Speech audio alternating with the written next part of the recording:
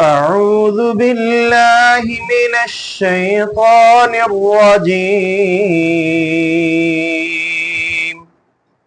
بسم الله الرحمن الرحيم. يا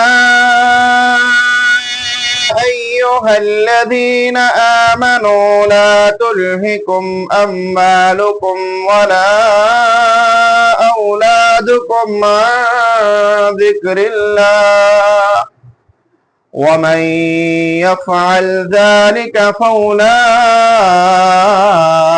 هم الخاسرون.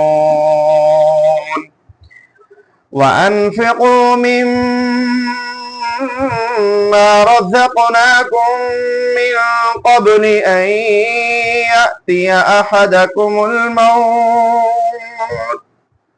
فيقول رب لولا أخرتني إلى أجل